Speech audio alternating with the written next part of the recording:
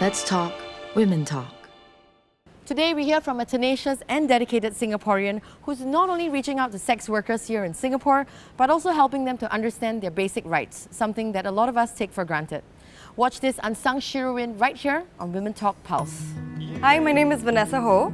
I'm the Project Director of Project X in Singapore. So Project X is a sex workers' rights organisation. We provide free condoms, lubricants, STI testing, so on and so forth. But more importantly, our goal is to make sure that sex workers know their rights and have rights. And if something happens to them, something bad happens to them, what they can do about it. I'm very fortunate to have found 3 other members to join me in this fight. So even before joining Project X, I've been talking to my clients about what's transgender and the reason why transgender does sex work. So with Project X, I was given the right platform and the right audience to talk about transgender experience, and as a researcher and writer, because with my past experience, I know what transgender face, I know what sex workers face. That's where I will write up articles to educate the public. That's where we post on our website. And currently, I've finished a survey with Vanessa and another friend of mine, Darius, which was published in Harvard Kennedy LGBTQ Policy Journal. Most importantly, I represent the marginalized community, not just transgender, but the gender non-conforming community as well. So that shows that a transgender woman doesn't have to be a sex worker.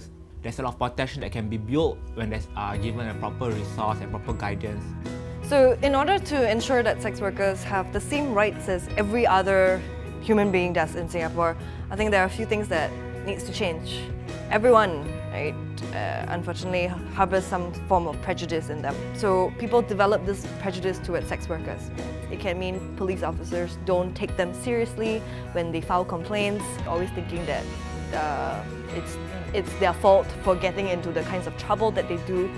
Police seems to have a tendency to really target these groups of people. The role of the police officers is to uphold the rights of everybody, right? Regardless of whether they're sex workers or not. I think that's a very simple statement, but it's very hard in terms of implementation. So first thing needs to go is the mindset, right? Is to really think of sex workers as human beings, as equal human beings.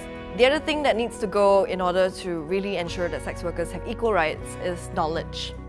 Most of the sex workers, they don't know their right. Like me, I was beaten up by my client, and then when I reported to the police said, "Do you know what you did is wrong?" So I have no options. The moment when he said that to me, I was like, oh, okay, so I cannot report, and who am I supposed to seek protection for? When we sit down here, right, when people pass by, then people see one kind, like sometimes they laugh at us or maybe see us one kind.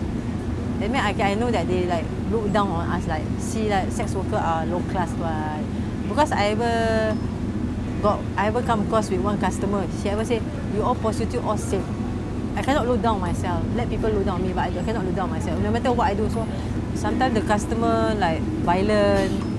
Then sometimes like we never give good service, they scold us, and sometimes ask money back. I don't dare to make police report. Or sometimes the customer abuse us or what. I don't dare lah.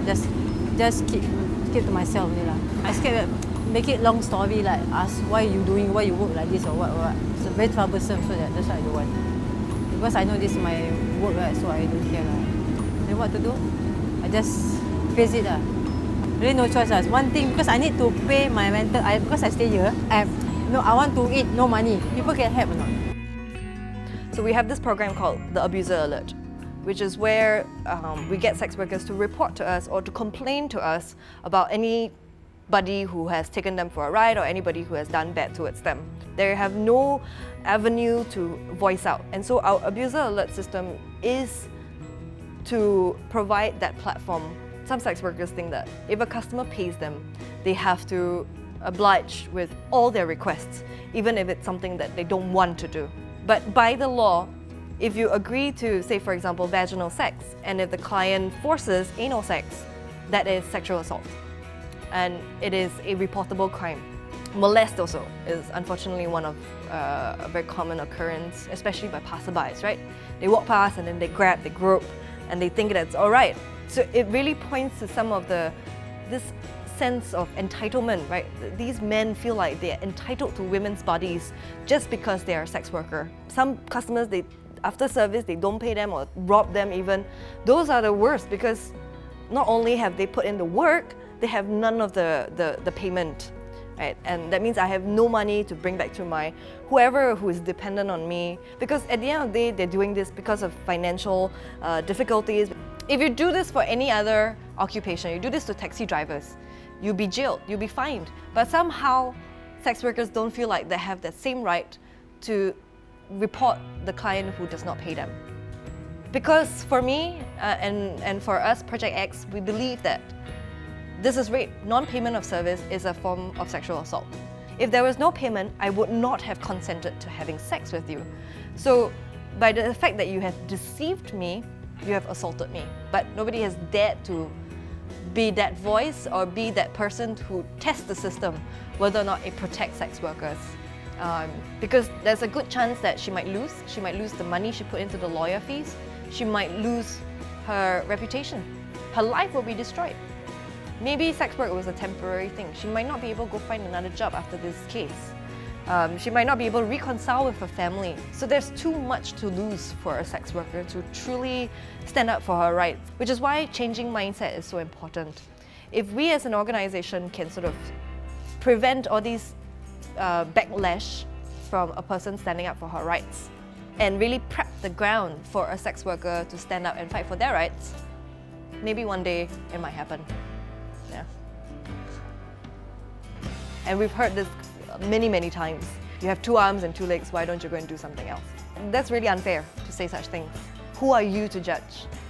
You don't know this person's background, you don't know what kinds of difficulties that they have gone through, you don't know what kind of opportunities were presented to this person. You don't have to agree with their choice.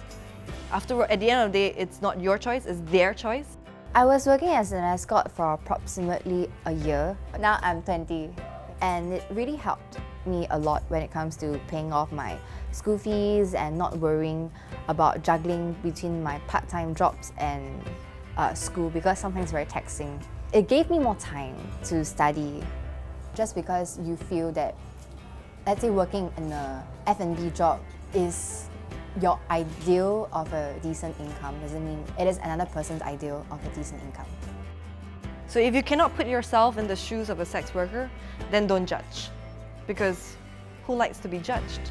For a lot of women, the sex industry has provided them a way to break out of the poverty cycle. There are some sex workers that I know who are absolutely illiterate, right? They have never held a pen in their lives, never get a chance to go to school. Some of them manage to send their children overseas to study. Right? One of them has their son studying in the University of Manchester. I think a lot of people out there want us to be a certain type of organization. Right? There's a lot of push factor for us to be more rescue-based, to be more rehabilitative-based. They want us to change a sex worker. They want us to go in and tell them, don't do this work. And I see where they're coming from, and it comes from a place of not seeing sex work as work. I think it's important to provide opportunities to people to really sort of even the playing field. But at the same time, I will never ever go to a sex worker and say, why don't you leave the industry? Because that is just so arrogant of me.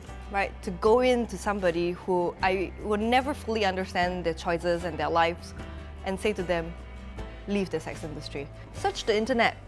A lot of sex workers have written about their lives, shared their stories on blogs, on Twitter, on Facebook. Read their stories. Keep an open mind when you're reading those stories and just see where they're coming from. Maybe you're so far apart from a sex worker, and that's why there's space for you to develop the current thinkings that you have towards sex workers. I want to really provide an alternative view out there. This world is not black and white, there are many perspectives out there, and I want to hold my ground and say, this is what I believe in, and this is the message I want to spread. I don't think it's fair for me to just up and leave because the work is difficult. Right. I mean, firstly, I am passionate about issues around gender, around sexuality, around sex. Right. I think these are things that I feel like society as a whole needs to learn how to talk about in more open and non-judgmental ways, right? To fully understand each other and maybe step back a little bit from what we have been brought up to believe and see whether you can absorb anything different.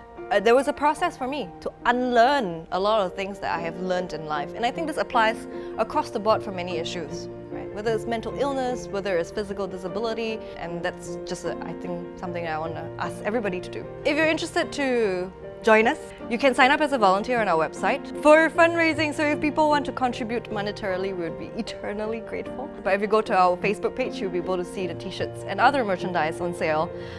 We've also got a little zine that collates a lot of sex workers' drawings and writings, so showcasing their voices. That's also on for sale.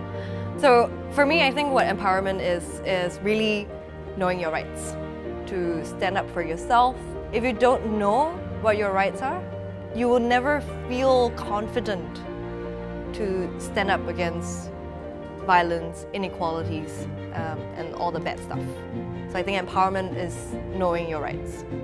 So what I would say to people out there is, if they make a choice to do sex work as a living, let it be, don't question them and don't tell them to change. We're not just an object, and we should be respected. Don't discriminate us. We sex worker also, we are women also. I've been abused, but I don't know who I am supposed to approach. Every woman can do what a man can do, but not every woman can do what a sex worker does. Everyone's reality is different. We are all just trying to survive because sex workers are human too. sex workers are human beings too. Right? They're made out of the same flesh and blood. My hope is for sex workers to really fight for their rights. I know it's difficult, it might not be possible now, there are lots of challenges and a lot of consequences for doing it, but hold on to that thought and be ready the day that Project X is ready to support you all the way to fight for your rights. So just don't give up yet, just hold on to the flame.